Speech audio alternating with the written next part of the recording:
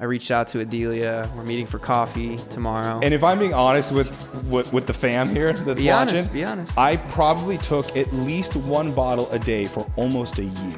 So your father was a police officer in Milwaukee during the Jeffrey Dahmer trial. He was. Apparently, huge scam this weekend at Coachella. Oh no. Welcome into the podcast, another episode of Livin Large. We got a Friends episode for you guys today featuring myself.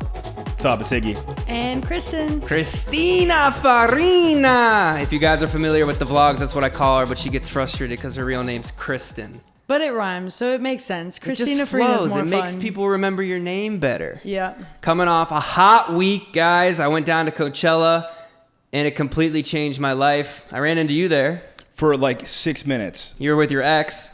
It was an interesting time. I had a good time. Full disclosure, I had a great time. Do you think I was going to call you out on that? I have no problem talking about it. Really? I mean, what am I going to hide? Okay. Whatever. Yeah. I mean, it's interesting. So I talked about this on my vlog 5 years ago, went through a breakup in January, self-helped January, February, March, April, went to Coachella, came back a new person. Here I am 5 years later, breakup in January, February, March, April, go to Coachella, and I don't know what the fuck is the energy there, dude. I just feel alive again. You know where you're headed? Where? Burning Man. No. I'm just saying that's the route you're like festival, like fucking reimagining myself. That's what you're headed. What do you think it is about Coachella that like brings out the best in me? In you specifically, or just like people? People, I guess. I don't know. I think it's just like, you've been to Vegas, right? Yeah. You know, with like the moment you land in Vegas, the energy's different. Yeah. You're like, it's going to be a good weekend. Even if Yeah. you lose all your money, like the intention is like, this is going to be a fucking good weekend. I think Coachella is the same thing. You're like, I'm going to be with friends. I'm going to have some drinks. I'm going to listen to music. I'm just going to let it all fucking hang out. I'm not going to think about all the mundane shit that I think about all day, every day. I'm just going to chill and have fun with my friends. I think that has a lot to do with it because even the day before Coachella, I texted you. I was like, I don't want to go, dude. Totally, like, yeah, I'm just not in the headspace. But my buddy, he bought a house, or he didn't buy a house. He rented a house down there. I'll talk about this in a little bit. There was a huge fiasco with that. And he got a ticket for me, and I'm like, fuck. Like, I asked him a month ago. He hooked it up. I got to go. Thursday, we go out to this party across the street from us. Like, Sweetie is performing. So weedy? So weedy, what- not yeah, sweetie. yeah. Get it right. I like forced myself to go. I cooked chicken and whatever for everyone. We had dinner. I freaking run into my ex-girlfriend's like best guy friend. Of course, it's day one too. Day one, here we Day go. one, literally. And we talk. He's like, hey man, heard what happened. I'm not going to get into it too much. And I'm like, dude, just total vibe killed. So I go back to the house and then these girls are like, what's wrong? And I'm like, dude, this dude just killed my vibe. Like bringing up my ex. I'm trying to have fun. And honestly, I barely know these girls, the Soho House girls. They seem like nice girls. Nice girls, Yeah. barely know them. I've seen them in passing a few times, and they just like kind of gassed me up and took me out of that. So then the rest of the weekend was just like an absolute blast. I think there's something about like making new friends. We'll talk about this. I got introduced to music because I looked at the lineup, and I was like, dude, this lineup sucks. Horrible. Like Doja Cat, I don't listen to her. Lana Del Rey, like what am I gonna cry? Well, don't hit on Lana Del Rey. No, I love her, but Yeah. like at a Time festival. and a place, though. Yeah, time and a place. And then what was the other one? It was like J Balvin or something, which I don't listen to that kind of music. So we went and I got some new artists, like two friends. They were playing at this So Celsius sick. party. So good. Justice, never heard of them. Amazing. And then John Summit and Don Diablo did a back-to-back set I saw a lot of people post about John Summit. called Everything Always. And then I saw John Summit again on Sunday night. I love John Summit, bro. I'm a John Summit fanboy. I gotta say, I'm pretty impressed with like your bounce back, by the way. Like, I'm a whole different person, aren't I? well, I mean, not just this, but like, it's gonna be nerdy. Either of you watch any like anime? No. All right. So in every anime, there's like the lead, like the protagonist, the lead character. There's like a test. There's like, are you ready to like fulfill your like whatever your like story arc is for your character? Yeah. You had a test Thursday. Like you got vibe killed. You could have fucking gone home and sulked and been like, God, I'm going to see somebody else. I don't want to do this anymore. You could have crumbled up and you didn't. You're Yeah. like, I'm gonna lean into fucking having a good time, and you had a so great glad- time. I'm so glad. You do I feel did. different. Your eyes look different. They look lighter. They look pupils dilated. Yeah. Well, I mean, that also might have something to I'll do tell with you the it's different. loosening up. Yeah, I might have dabbled in some extracurriculars, but yeah, I mean, I had just an incredible time. I ran into you Friday. How was your experience? Mine was good. I was there just hanging out with some friends, doing a little bit of work. I've been like, I'm 37, so I've been like Whoa. relaxed. Dude. I don't need that energy. I'm kidding. It's fine. I've been like 7 years in a row, 4 of them like actually going full 3 days, and like it's awesome. But at 37, the recovery time for like a 3-day bender essentially Yeah. is brutal. So I went for a day. Yeah. Hung out with my ex. Actually had I had a really good time. She was fine. I was gonna say I appreciate Yeah. you guys being nice, by Yeah. the way, because you didn't have to be nice. Am I gonna be a dick? No, but you can be indifferent. No, you can do she nothing. gave me your Aperol spritz. Yeah. You bought it. Yeah. That's why I paused. Yeah. No. It was fun, dude. Like I enjoy hanging out with her. It's way too early to think about anything other than like just hanging out, but I mean, I enjoyed it. Like I know what I go for. I do a little work. I really enjoy the first day because I can like fully like just fucking hang out and let loose and have as many drinks. And I know that I'm only doing it one day. It was fun. The only thing, so you found new music.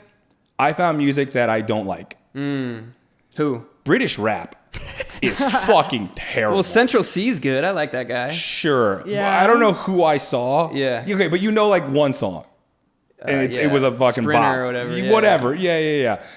Dog shit. Yeah. Louis, if you're watching, Louis watches. I'm sorry, What's his but name? Louis, like Aloe you, yeah, Louis yeah. was the one that was like, "Oh mate, we got it. This is the stage." And when I'm like, "Sure, let them all fucked up. Let's go." Oh, Horrible. I know who you're talking about. Yeah, I didn't like that guy either. It's just boom. Yeah. It's fucking horrible. Yeah, It's not good. Yeah, that wasn't good. What was I gonna get at here? You passed your test. Passed my test. Had a good time. Oh, what you said. You're 37 and you can't do Boy, it. 3 days is a lot. So man. Recovery. I talked about this on my vlog. I'm 30. I don't feel 30. Thankfully, I don't feel 37. Oh, I don't feel 37 either, but it's still hard. We hung out with people in like their mid 20s and maybe 20, And maybe, which is a little young. I don't know why they were in our group, but they were a good time. But I just vibed with like the younger crowd because the 30-something-year-old women that we were with are like, they're in bed by midnight. And then the other ones are like, yeah, let's do this. And I'm like, yeah. Well, my ex is 25.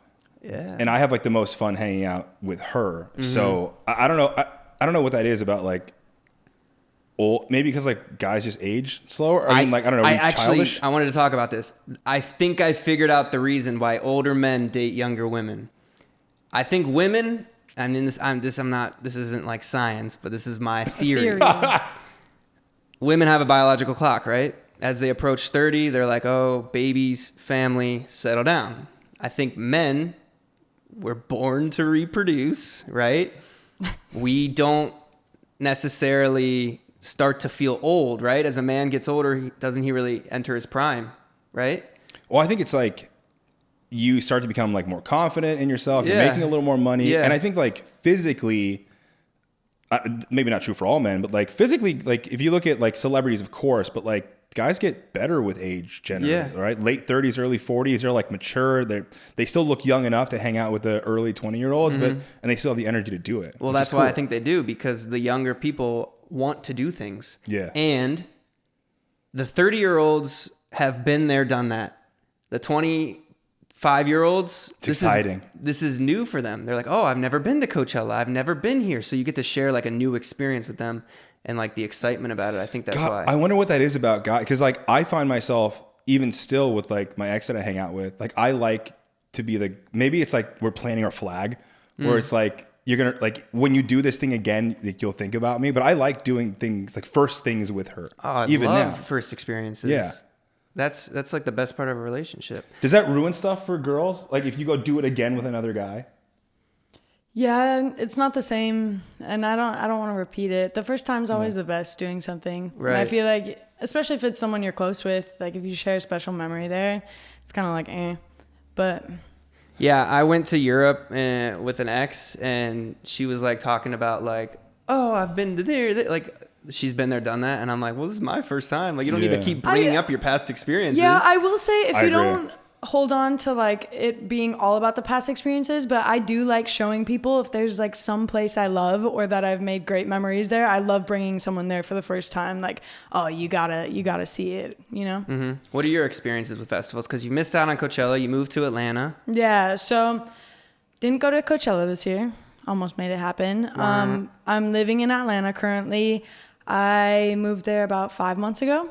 So good chunk of time, but festivals are always going to be in my life. I did go through a breakup recently as well, and he's kind of the person that got me into festivals. I'd been to Coachella a couple times, but just not with the right people. Again, like festivals are also about the experience and who you're with. Yes. People that want to Yes. get the most out of the experience.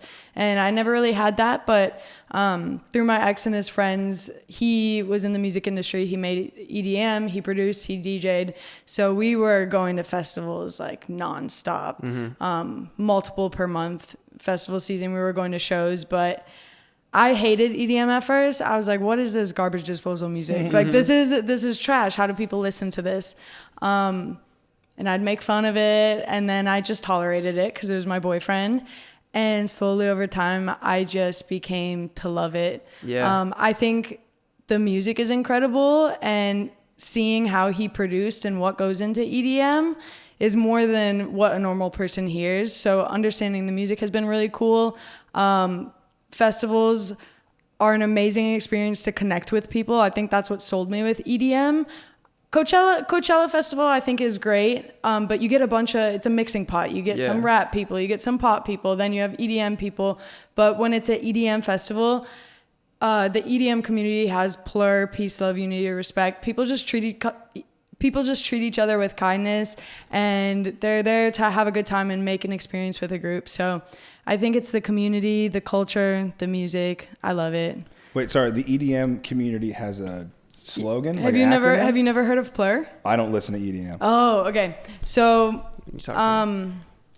I don't know too much about it, so I can't give the whole history of it. But when you're at a rave, it's peace, love, unity, and respect. And you do a thing because, there's the candy, the little bracelets. Okay, yeah. What's the candy thing? But they go, candy, I don't know. I don't know where it started, but everyone has a bunch of candy bracelets. People like to make them. And then you go up to strangers and you go peace, love, unity. And then you take a bracelet and you trade, and then the other person gives you a bracelet. So it's a way to connect with people. Like, I feel like everyone finds their rave bay, and I feel like it's so easy to flirt there, because if you're interested in a girl, you can Wait, did you say rave bang? Rave bay. Got it. Okay. But it's just like a community of loving people, and like you can go up and do plur with her, and then you or even if it's just someone you want to get to know, and you can start talking that way. So yeah, there's a bunch of different. Sounds like orgy with a background of music. Yeah, it sounds like a cult for sure. But no, it's cool. People just respect each other and take care of each other. Also, a lot of times at raves and EDM festivals, people indulge in substances and, a lot of people do. And I think it's just a community thing that, like, you take care of someone. Like, everyone wants everyone to have a good experience, but you got to be there for the people around you. That sounds more like Burning Man to me. Yeah. No, but that's the segue to Burning Man. Yeah. Is that next for you? Have you gone? No, I haven't gone yet. I'd be down. I'd want to parachute in. Seems like an aggressive way to go Yeah. in. Yeah. Wait, like Be literally cool. like off a helicopter? You can go to Burning Man for free if you parachute in. So Okay. let's get. Seriously? Yeah, that's a rule. So a bunch of people parachute in and then go to their campsites. That's insane. Yeah.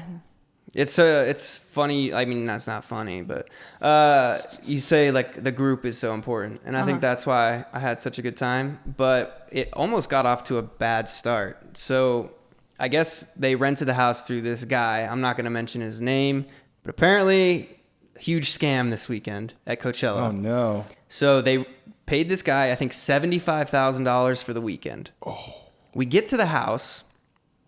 The dude's like, "Who are you guys?" And we're like, "What do you mean? We rented this house." Like, You've got like your luggage and like drinks and shit. he's like, "Nobody's rented this house." And we're like, "What?" So they try to get a hold of the guy. And I guess he goes like radio silent on everybody this weekend. We find this out later on in the weekend. He sold like 2,000 bands for like $1,000 a piece. Didn't give anyone any of the bands. Went totally radio silent. Thankfully, the house was open. And, you know, what's interesting, I think the house for the weekend was, I think they said 17,000. And they paid this other dude 75. So this guy made like $250,000. Apparently he's got his name out for a lot of people in LA right now. Well, he's going to be arrested. I don't know the full scope of the story. I don't even know what you're talking about. I'm just saying if you're that deep, that's police style. I just heard this through, you know, the grapevine. I didn't hear like the full scope of the story. I'll probably have to get it and make it better. But anyways, we ended up getting the house. Well, hold on. I want to like understand that piece. So you walk up, you got your shit with you. Mm-hmm. Expectation is like, we're getting in the house. We're about to have some drinks. It's going to be a great time. Yeah. And the guy's like, I have no, like, what did you say? The property manager who's like running all these houses, he's like, who are you guys? And we're like, we're with so-and-so, you know, he rented the house. He's like, no, he didn't. He's like, I just had a group here. I just sent them to the other house, but this house is open. And they're like, all right, well, let us call him. And then they like tried to call him. He couldn't get a hold of him. God, and so then, they went 17K deeper in the hole? I don't know what they did. I wasn't a part of those talks because I was just an influencer there to have a good time. You were an invited guest. I just walked away, honestly, because I didn't want to get involved with it. But yeah, almost a bad start to the weekend, but I'm glad they got it figured out because it was fucking awesome. Sick. I stayed up till 10 a.m. That's wild to me. Saturday night, and then Sunday night, 8 a.m. On Sunday, I did 43,000 steps. Oh, you sent me that? Yeah, my Fitbit, I had it on. 43,000 steps, 21 miles in white Vans on 3 hours and 54 minutes of sleep. 21 miles. That was just in one day. One day. That's Sunday. psychotic. That's you aggressively walked almost an entire marathon. Yeah. That's fucking crazy. On 4 hours of sleep. With white Vans on. And I was loving every minute of it. That's awesome. And then I stayed up till 8 a.m. that night. That's sweet. I wonder why. Little extracurriculars. I'm not an advocate for that stuff. It's like kind of a once in a while. I think there's a time and a place. Festivals, I think it's okay. But yeah, I don't do that kind of stuff outside of that scenario. You want to talk about substances for a second? Yeah. I mean, I would love to talk about substances. All right. My substance is the substance that I was taking for a very long time. What is like sold in 7-Eleven. 7-Eleven. Totally legal. All right. Crack? Kind of. Yeah. Except sold in 7-Eleven. I was drinking this drink called Feel Free. Mm-hmm. It's got these like herbal plant meds. It's called kratom and kava. And I was like trying to get off Adderall for a long time. And this little like crack drink, like it's a tiny little drink. It's like 2 ounces. It like laser focused me in and like mellowed me out and I could like do my work. So I'm like, sweet. It's herbal. It's sold at fucking 7-Eleven. Yep. It just has to be better for me than taking Adderall. Mm-hmm. Fast forward. And if I'm being honest with the fam here that's watching. Be honest. I probably took at least 1 bottle a day for almost a year. Wow. And what I came to find out is that the compound essentially like acts as an opioid, similar class to like heroin. Yeah. Awesome, right? So it does something to your brain to chill you out and focus you, but it turns on the same receptors as someone that would do heroin. So I was basically doing a substitute for heroin once a day at a small scale for an entire year. That's sold at 7-Eleven. That is super crazy, wildly popular. Yeah. I saw it on TikTok Shop as well. Stop. On the shop? I saw it on TikTok Shop, and then afterwards I saw a bunch of TikToks of people being like, I took this and I feel fucked up. Yeah. But I'm a fucking gorilla, and like I'm the kind of guy where it's like if they say take like 3 Advil, I'm going to take 8 because I think I'm stronger than the Advil. Mm-hmm. So I was taking like 2 or 3 of these things a day towards the end. And I started to feel really, really weird. So I stopped, and the moment I stopped, maybe 3 hours later, I shit you not, bro, I'm cold sweats, palms are sweating, I feel achy, my joints hurt, my stomach hurts, I can't keep my eyes open. I put myself in a spot to go through withdrawals from this over-the-counter energy supplement. Wow. I was fucked up for 2 whole weeks. Couldn't sleep, would wake up in the middle of the night, my clothes were like completely soaked in sweat, couldn't work, I couldn't do anything for a week and a half.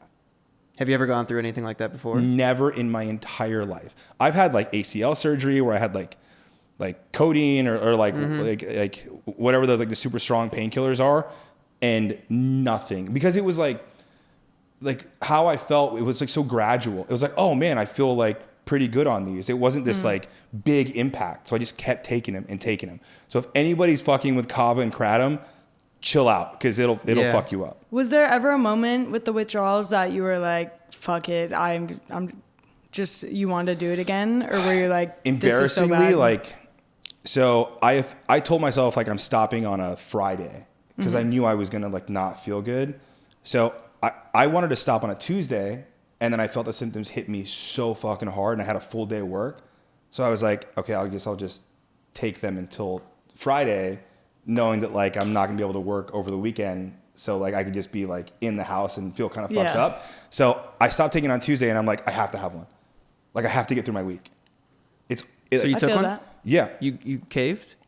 I caved in the middle of the week. He delayed. I delayed. He delayed it so he had time to because I'm like, I have to work on Tuesday, Wednesday, Thursday, but I can take Friday off. So I like completely stopped Thursday night and was like pouring sweat in the middle of the night. Thursday, waking up in a Friday. Tread lightly, guys. I've Crazy. seen it on TikTok too. I've seen videos about it where people are getting hooked. I guess some guy died taking it. He took like, had a heart failure. took Don't like do too much. 8 in a day. I would not recommend taking it. I tried one and I was like, bro, this shit's fucking crazy. Imagine Like, it tastes horrible. It tastes like fucking butthole. Yeah. But imagine drinking 2 or 3 of those a day for weeks and weeks and weeks. Psycho mode. I'm bro. psychotic. Psycho mode. I need help. I'm not gonna try one. I thought about You're it, too but little, no, dude. but Your body would explode. But I would try one. The thing that really makes me not want to is what it looks and smells like. It's so like I bad. can't do that. If it looked like a little bubblegum lemonade, I'd be like, hell So yeah. if it was like promoted to kids. like listen, So well, if if it just wasn't dirt and leaves, So gross, dude. it's so gross. It's crazy that it's legal at like they sell it at 7-Eleven. The guy's the founder's a billionaire. He bought his own island. It's crazy. I think that's Thing's the nuts. key to It's you crazy. get people addicted to You get something. people hooked. Yeah, dude. Cigarettes? I mean, Coca-Cola. No, for real. Coca-Cola. Fucking Zyn? How many cigarette? Zyns have you had today? 0. So you go kratom now. I'm telling you, bro. Nah, I like Zins. Yeah. How many have you had? I don't know. 0 today? I don't count. No, I have one in right now. Okay, so case in point. It Yeah. makes something people get addicted to. I'm not proud of the Zins, but I don't know. People have been sucking down nicotine forever and ever and ever. Yeah, my grandpa smoked 3 packs a day. He lived till 90 years old. You're fine. Nobody knows shit about nothing. But I'm I think over he here had a taking whole- ice baths and shit. He and stopped gonna die. smoking because he had like an ulcer and quit cold turkey. But yeah, my brother chewed tobacco for a while. I never got into like dip or anything like that. I never smoked cigarettes. I bought a pack of cigarettes one time because my favorite artist, Ryan Lewis, Macklemore and Ryan Lewis. I was a big fan of him. He smoked cigarettes, so I went to You the started smoking You're like, cigarettes. I gotta do it. I went to the gas station one day and I got a pack of Parliaments because that's what he smoked, and I smoked one and I was like, bro, what the fuck does this guy do? Never been a cigarette guy. I've only smoked weed twice in my life. I don't. Yeah. So it really like so you having that kind of experience at Coachella was like really like a rare thing for you. It's very rare. Yeah, I've never tried the snowman stuff. I've never tried that. I think Yeah. it's better that way, dude. Do it once every like year. I'm too scared, or like, man. Yeah. You know, I'll do the Molly girl once a year, maybe, if that. I think the last time I did it was probably 2 years ago, and I did it this weekend, and it was Nice. fun. It's a But great like, time. I'm not fucking Everything in fiending moderation. for it, you know. Dude, you're not palm sweating. I also after don't your trust kratom. it, you know. That's true. Some Especially- sketchy guy is just like Yeah. dropping it in your mouth. Yeah. But anyways, let's shift the conversation away from this kind of We degenerate could talk talk. about this for hours. So I wanted to talk to Kristen. So your father was a police officer in Milwaukee during the Jeffrey Dahmer trial He was. or case. What do you have to say about this? I'm sure you were there. I mean, you were a kid. You were there, right? Yeah, so it was funny because the Netflix show came out and I was watching it because everyone was talking about it. And as I was watching it, I was like, this seems so familiar. The Polaroids. So I call my dad and I'm like, hey, were you on this case or involved with it? And at the time that all the Dahmer stuff was happening, he was lieutenant of the Milwaukee Police Department. So it wasn't directly his case, but he was working on it as well and around everything that was happening. He said it's one of the worst things he ever had to experience in his life, just when the information was coming out. And he actually saw the Polaroids that Dahmer took, and he said those are scarred in his brain forever. There were a bunch of them. There was a whole box of Polaroids, but there were 3 he remembered. There was the head. He saw that one. There was a skinned body completely. They didn't put that in the documentary. And then there was another Polaroid. This is the most memorable. He cut off someone's hands like this and someone's dick, and he put it in between like a little art piece and took a Polaroid of it. So Dahmer was like a psycho artist. Like, he really was into his work and what he did. Everything was so meticulously planned out. Yeah, I just can't imagine what that would be like when it's actually unfolding and happening. I have so many questions. Like, all right, how old were you when this was going on? Do we know when it happened?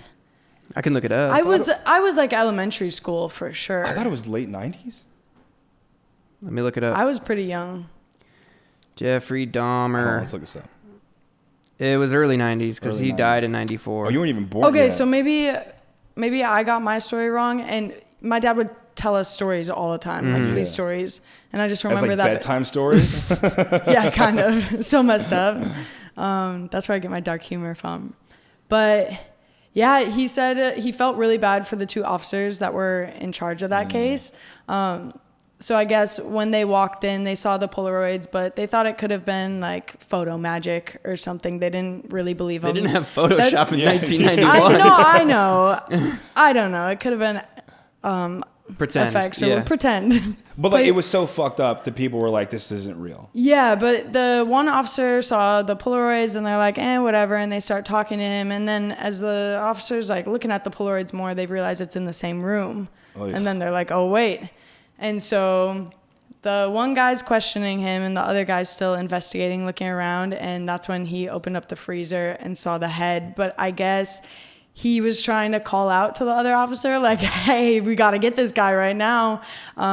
But he was dry heaving from just seeing the head that he couldn't speak. So it like took him a second to get there. Is this your dad or is the story that... No, this is just, he knew the guys. Oh so God. They explained all that to them. But during that time, Milwaukee's a rough city. So there's a lot of crime going on. My dad said the police department was absolutely flooded. And I know a lot of people got mad that the 2 officers that were in charge let that one boy go because they could have saved his life. I mean, of course, we would want that to happen. But my dad said their protocol was just focus on things that are serious because there were murders and crime happening all over. So they had to kind of prioritize it. But yeah, what questions do you have? I mean, I guess they're more for like your dad. I know. I wish I could understand like if he was like different afterwards, you know, but like you only knew him afterwards. Because you weren't born when it happened. Yeah, I know my dad definitely got affected by a lot of stuff from work because he just saw crazy things. Once you see things like that, you can't really go back. Was he like crazy protective of you when you were smaller? Yeah, he still is protective of me. He's seen so many car accidents. Every time he's on the phone, drive safe, make sure you do this. Does he like show his gun if a boy picks you up for a date or something? Hey. Yeah. Yeah, but my dad's cool. It's a cool career to have. A couple of his brothers were in the police force as well, so it's kind of like. I feel like it's such an honorable career. Being a police officer? Yeah, like I guess at its core, it's like serve and protect. Like that's a fucking cool thing to want to do. Yeah.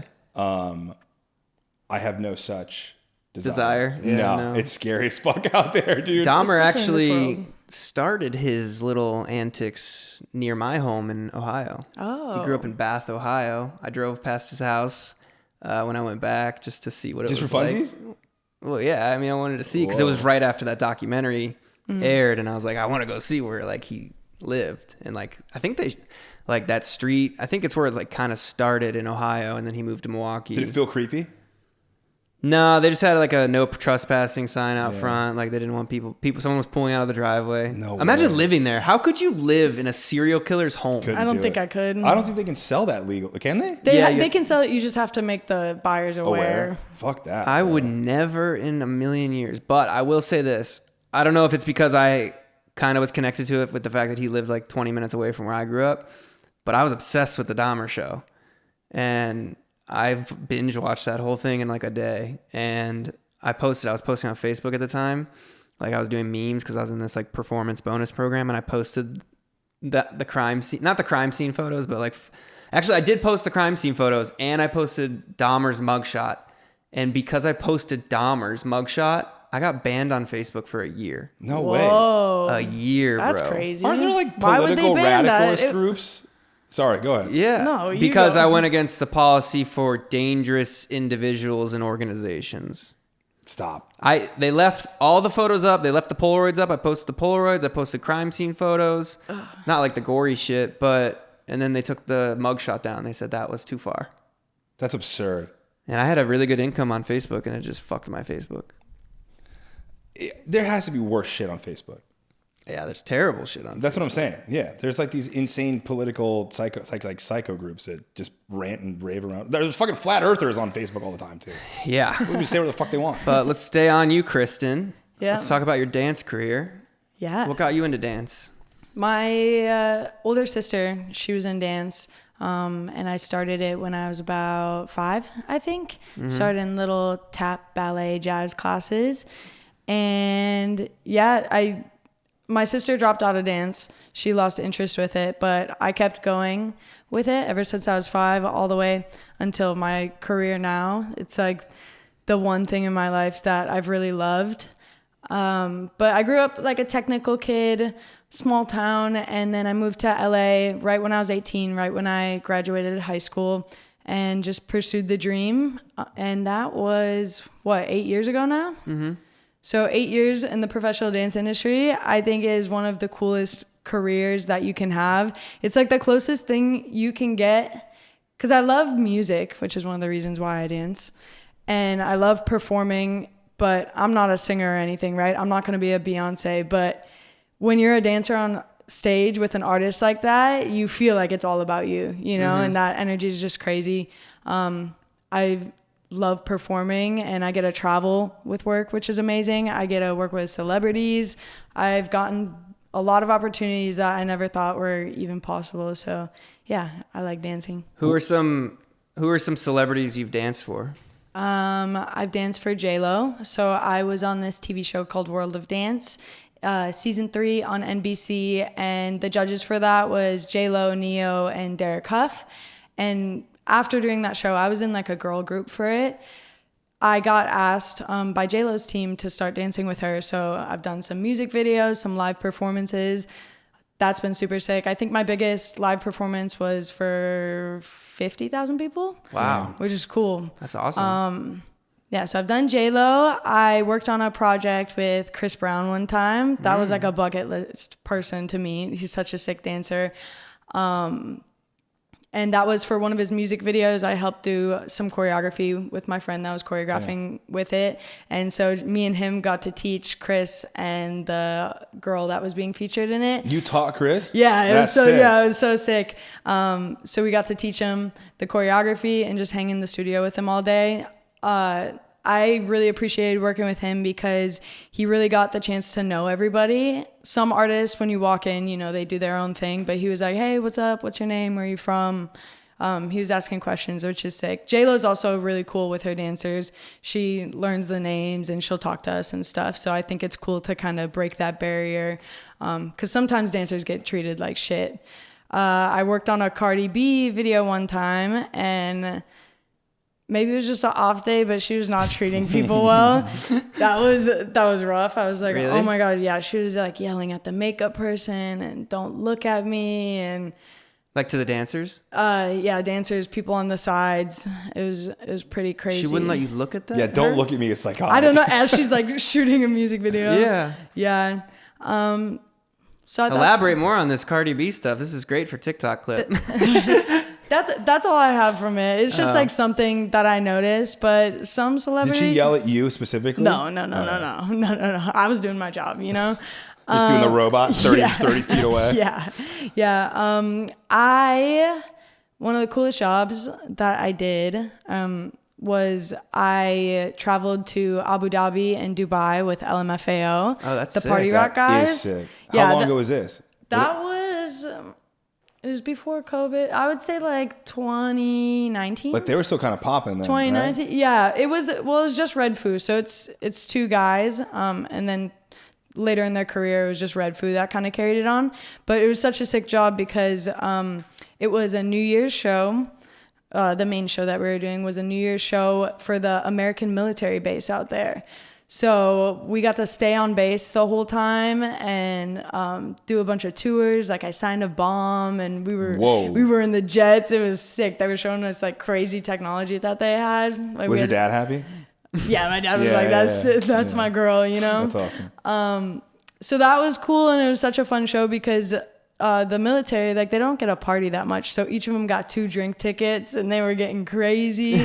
I also was the only girl backup dancer. So, like, when we were partying after, all the guys, like, in the military were, like, throwing me around some new female energy. I was having the time of my life. Wait, Red Foo went to Abu Dhabi with all dudes? Well, it was a small show, so it was just me as a backup dancer, a girl, and then their shuffle bot, which is like a character. It's a guy that wears like. What made them pick you? I knew the Quest Crew guys, the B-boys I was telling you about. It was just from friends of friends, and Quest Crew, this group of breakdancers, they used to be really, really poppin', and they toured with LMFAO. They did the party rock shuffling. They created all of that with him. So once they got older, they started bringing in some of their friends, and they were like, hey, you want to do this? And of course I was going to do that. Like, if you're a little kid who like wants to play sports, like you play baseball, you play Major League Baseball, like are music videos like the professional, like the highest level of dancing you get? That's the weird thing about dance is there's so many different avenues that you can take it. There's a commercial dancer, which is pretty much what I do, which is music videos, working with artists, TV shows, film, commercials, that sort of thing. That's what I want to do. That's what I think is cool. Like, I remember watching YouTube back in the days and just seeing all the music videos of like Britney and Justin Timberlake. That was so cool to me. Or you can go, like, if I go on the East Coast, I could do Broadway and musicals and more like live performance type of shows. You can become a choreographer, which is another side. So there's dancers, and then there's also people that only teach dance and choreograph. I do both. You can choose your own adventure. You choose your own adventure with it. You could open a studio and then teach kids dance that way. There's a lot of people do cruise ships, and there's like that sort of entertainment, or like festivals. They hire people to dance. Might be Mark next festival. Yeah. You might be dancing for me. Yeah. That's right. I'm the next John Summit. Let's go. Yeah, that's sick. Let's do it. I'm not even kidding, bro. I literally got so inspired from Coachella. I sent a song that I did to this other producer who does dance, and I'm like, hey, make this dance. He sent it back in an hour. I mean, obviously it was just a rough, but bro, I'm so fucking hype. Like, I'm not even kidding about this. Like, I am obsessed with EDM right now. You're so inspired, buddy. I know, it's been so cool to see. Energy's great. I know, and before Coachella, I was listening to like Benson Boone. I'm like sitting there listening to this sad boy shit, and then after Coachella, all I'm listening to is EDM. She's taught me like what drum and bass is, progressive house, like what are the other ones? I can't even remember. Yeah, bass music, house music, techno. Dude, I'm a new man. You can pop off, dude. And I got some female affirmation at Coachella. You know what? It's never a bad thing. Haven't had that in a long time. Nice. That'll really boost your confidence, you know? Got a few phone numbers. From people that you didn't know. Just met for the first time. Met a cute little Ukrainian girl. That's the fucking girl. energy, buddy. I don't know if I should dabble with the Ukrainian, though, because, you know, the foreign thing hasn't really worked out for me too much. Hey, man, you miss all the shots you don't take, partner. Is dance competitive? Yeah, it's super competitive. Do you guys get along, or is it like you hate people under the table? I think dancers are pretty cool people. I don't know. You've had a couple dancer friends, but I think dancers are sick. Yeah, but I hear other dancers talk shit about the people doing social media. Like, this bitch can't lock or pop. Of course, there's going to be politics and drama within it, but I feel like as a whole, dancers are usually pretty cool with each other.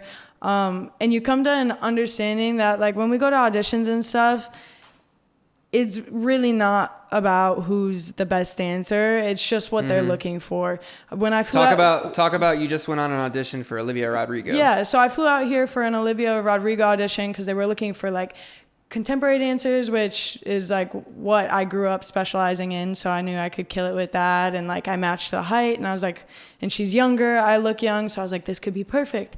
And you never know what an audition's going to be. I thought it was a closed call, but it was an open call, so anyone and their mothers could show up. I guess they were filming for like a documentary or something. So there was just a mile-long line of dancers, super chaotic the way it was ran, but they basically kept all brunettes. Like it was like blonde, blonde, blonde. Like when you're at an audition, you can see the people that are getting cut. Like I had friends there that are incredible, and I was like, oh, you didn't make it? Here we go. When I first moved out here, I forget who the artist was. Maybe it was like Nicki Minaj or something. I went to an audition. We all walked in a room, like in our lines, and they had us turn around, and they just went and looked at our butts down the line and said, thank you, or please stay. No. Wow. I got cut. Oh, no. I was like, this is not my place. Well, it's interesting because with the Olivia Rodrigo thing, you would think they would tell you in advance. Like, hey, you just flew from Atlanta to LA for this audition. You get there, they see your hair color, and they're like, yeah, you're not. They're not that considerate, though. Yeah. What sucks is I love my career so much. That's why I do it. I'm not doing it for the money, right? Mm-hmm. I don't think dance is going to make me a multi-gazillionaire. Mm-hmm. But we're pretty much at the bottom of the totem pole when it comes to entertainment. I don't know why, because we put in so much work. The physicality of it's crazy.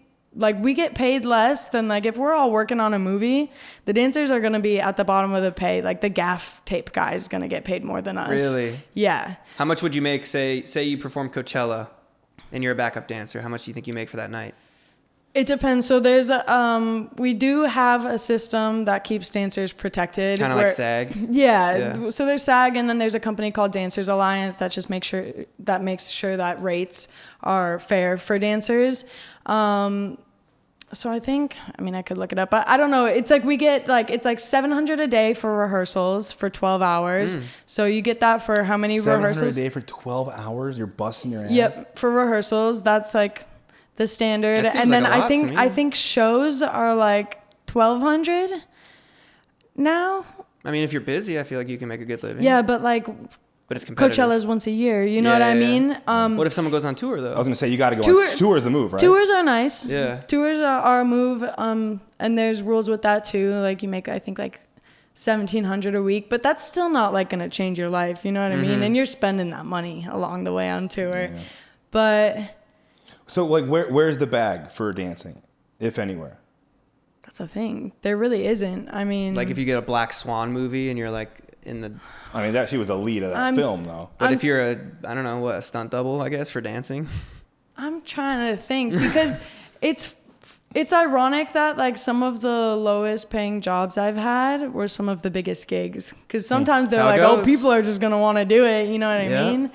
I used to make $1,000 a month for a guy making millions a year. Yeah. The most that I've gotten paid, I think, like, category wise, it's not with the artists or music videos or live performances. I made the most when I did a Toyota commercial. I danced in a Toyota commercial, and I had more than how many seconds, so I became a principal. And then I just started racking in those checks from residuals. Yeah, the commercial was so short. It was like a 10-second commercial, and I ended up making like $30,000 off of it. I'm trying to get Yeah. You did commercials, right? I have an audition tomorrow. Wow. Yeah, I don't get a lot of commercials pay way more than like acting. I did a couple movies and I made like $800 total. No, I know. For like 8 films. Yeah. Oh, you did? Remember I saw you on set that one time when I came as an extra? Tyler Lofton was there, the YA project. Yeah. You were acting in that. That never came out. I made $100 a day there. That's $100 a day. See, it's ridiculous what we have to put ourselves through. $100 a day? Yep. It was an independent, or it wasn't even an independent film. It was like fucking Amazon. And they're like, that's all we got. It was like $134. Thanks, Bezos. It's like, dude, thank you. I just spent 8 hours of my life sitting on set eating fucking sun chips for $134. Could have edited 30 videos. Not a bad day.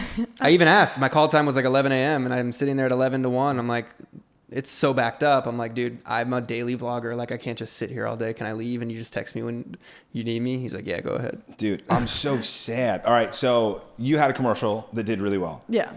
I had an audition for a commercial like, 4 months ago or 5 months ago. It was between me and one other guy. And if you know the commercial world, they don't tell you that you don't get it. You just never hear from them. Yep. And so, like, it was me and one other guy, and I just never heard from them. So I'm like, fuck. It was for a pretty big brand. I'm like, that would have been a really big win. And I forget about it. I see the commercial in the middle of Super Bowl Sunday. No. Swear to God. Oh, you would have made was so for, much. It was for Reese's. Oh my gosh. And I like my heart just, I'm eating nachos like a fat fuck, and my heart just sinks into my fucking butthole, dude. I missed out. Yeah. That would have been huge. I know. I'm gonna keep knocking on the door. Who got the role?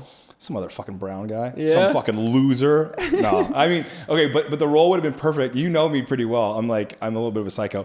And like the role is like, so they were announcing like a new flavor or whatever, or like they're gonna like add more or do some stupid shit.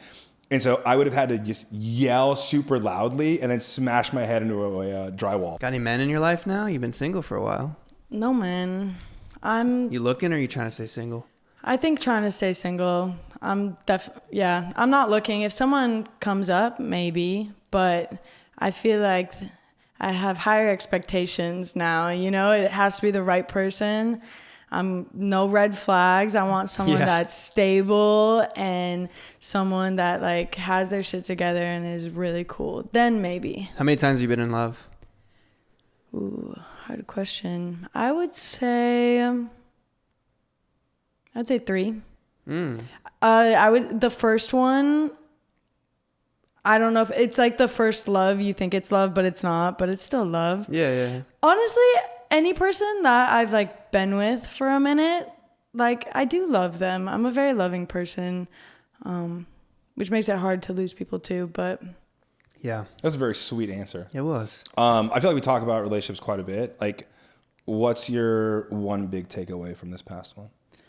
This past one, I care so much about other people and helping them and having them be their best selves that I did not focus on myself. During this last relationship, I just invested so much in the other person that I kind of got completely lost and started losing things about myself that I really loved.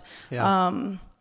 And it's crazy because we talk about this all the time, but it's a gradual thing. Like when you're in that relationship, you don't really realize that you're losing pieces of yourself, or you don't really see the bad until after and how things have changed. So that's my biggest takeaway.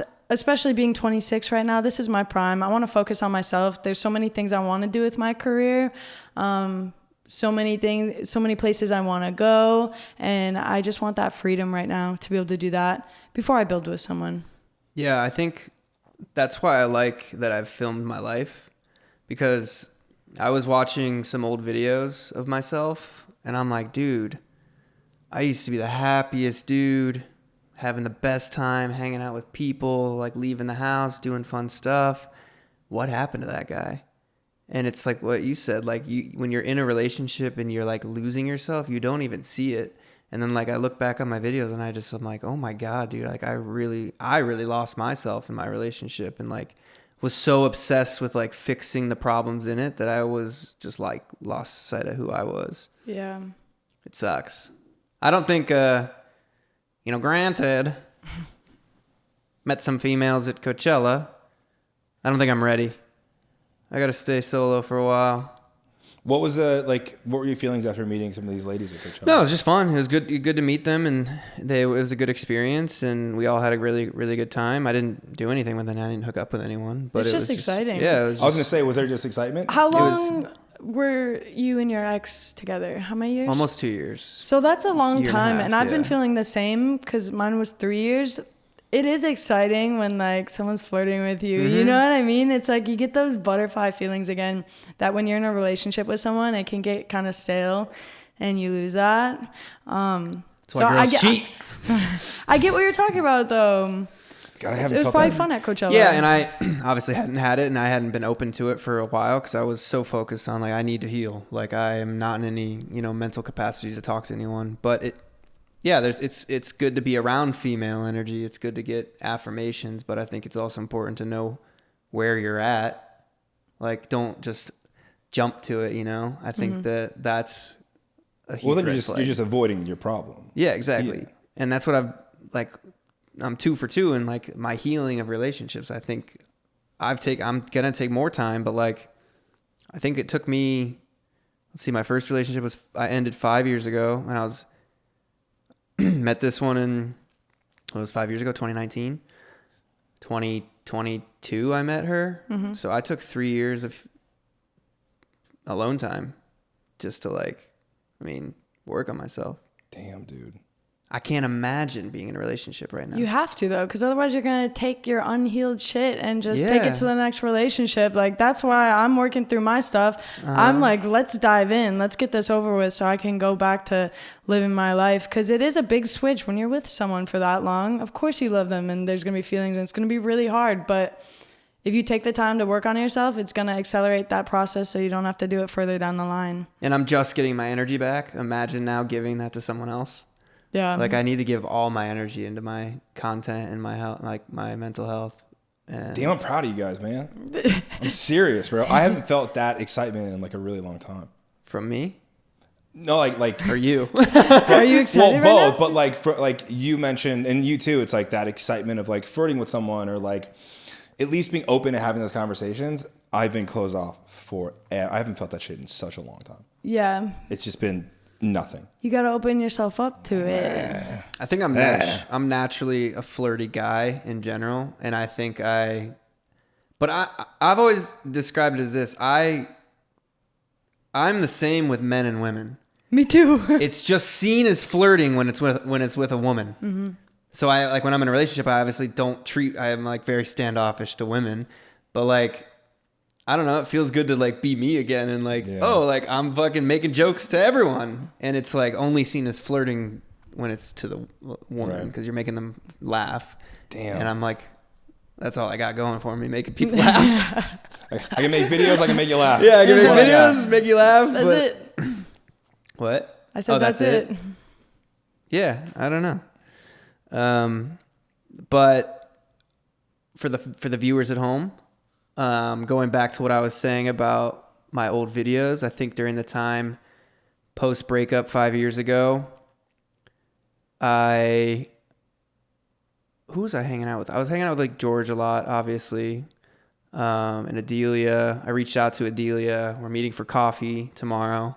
Your vlog and podcast community will be very interested in the details. We'll see how it goes. I apologize to her for the way that I treated her because we did talk initially. We started talking and then I ghosted her, and that was wrong of me.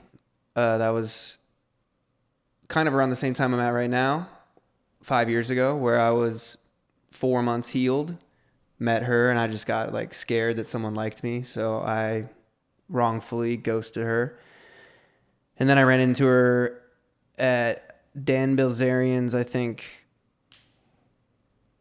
Halloween party. Wholesome place. Oh, I love that place. Yeah. We were probably all there at the same time. I was there as well. Yeah. Maybe like 3-4 months later, and I apologized for ghosting her. And then we're friends again, and we started hanging out. I helped her out with when she lost her job during COVID, and we all hung out during COVID. And then I isolated myself during COVID, kind of pushed her away, and then we were hanging out here and there, and then I got in a relationship, and out of respect for my girlfriend, I stopped hanging out with her, and I haven't talked to her probably for 2 years. I mean, I was in that relationship, so. Do you have an intention with your meeting, or is it just kind of like casual? Just want to apologize for the way that I treated her, see if we can be friendly again. And because I think, like I said, during that period of my life, I was, creating a ton of content, super happy. We were all hanging out, like everybody was having a good time. No true intention, I guess. I just want to mend friendships, I guess, and right my wrongs. It's worth doing. Be an adult. That's awesome. And apologize, take accountability. It's going to go good. We'll see. Maybe Maybe she punches you in the face. Hey. Either way, you're going to get it off your chest. But how did you feel about like the whole COVID era of us all vlogging and stuff? It was the time of my life. It was so fun and again, that's what life is all about. The happiest moments are when we're with our friends and like having a community of people. That was so nice to know when we were filming and making content that everyone had our backs and that we could all collaborate and do it together. When you're doing it on your own, it's weird. It's not fun. That's why I didn't post for the past 3 years. Yeah. Because you need everyone in it, and I think it was a fun time. I thrived during COVID. I thought I had a great experience. I was doing a lot of stuff. I did the tour across the U.S. with the philanthropy stuff. I met my boyfriend, or my ex-boyfriend. I want him back. Kidding. It was a delayed kidding. She doesn't. All right. No, but I made like so many friends. I feel like it was just like, I'm like you, where before COVID, I am psychotic and I'm a hustler and a grinder. Like I was so into what I was doing. I didn't care about relationships or friends or anything else. I was just so focused on success and getting somewhere. But then when COVID happened, everything settled down, met these friends. And that's another takeaway from my relationship is I learned how to, and I was injured at the same time. I learned how to just settle down and enjoy like the little things in life and company and having good people there and just doing normal things and hanging out, which I didn't really prioritize before when I was thinking so much about business and life. So now I'm trying to get both of those aspects, like you reaching out to friends who I haven't talked to in a while, mending those relationships, meeting new people, but also going ham on the content and the goals. You know? I think where our content started to dissipate was, and this is reflecting for you guys, when Pearson went to Toronto to shoot his movie for 3 months, I was in the house alone, and I was the driver of our group, right? I was the one texting everyone, hey, come over, let's film. Hey, let's do this. Like I was pushing everyone to do content. Pearson left, I was left alone. And then our house got broken into and they only robbed my room. Took like, that was crazy. Yeah. I remember this. Yeah. I came home from Lake Tahoe, walk in, my whole room's ransacked. Like they stole a bunch of shit. And I was in this big ass, like 4,000 square foot house alone. Scared shitless. I was sleeping with a knife next to my bed. I was like, I locked all the doors. I got security cameras installed. I put like things in front of my door so that if someone did break in and opened it, like they couldn't get in. Like I was 3 Ninja style, like rope and dude, I was in this big house Paranoid. alone, and like knowing that someone was going through my personal shit, like invading my privacy, fucked me up. Yeah. And then after that, I had some like credit card fraud. And then after that, my car got broken into in the driveway. So then when our lease was up, I was like, I'm fucking going to an apartment where there's a locked garage, where there's, you know, There's a a locked door door. You got to go up an elevator. Like you got to go through like, so, and then that's when I moved to Echo Park. And then I think just like, I moved so far away from everyone, the group kind of just fell apart. Yeah. And then I ended up losing myself living alone, and my thought process too. I was like, okay, I thrived when I lived alone after my breakup, so I'm going to thrive again when I live alone. And I just isolated myself, and it fucked like everything. Yeah, but there's seasons for everything. You know what I mean? Like you can't expect the one experience to be exactly like the next experience just because it worked out that way. Like sometimes you need, like when I split up with the ex that I'm now talking to, a little bit, like one of our best friends, Phil, like he would invite me everywhere and not be mean and give me shit for not going, but he would make sure to invite me to anything he was going to. And eventually I'm like, I have to fucking go to one of these things. And it was super helpful. Like it's isolating can be tough, dude. Yeah. It's so easy to get stuck in it, you know? I was isolating post breakup, and then Tyler dragged me to Coachella, and I'm so thankful for it. Like I would much rather now leave the house and do shit than sit at home.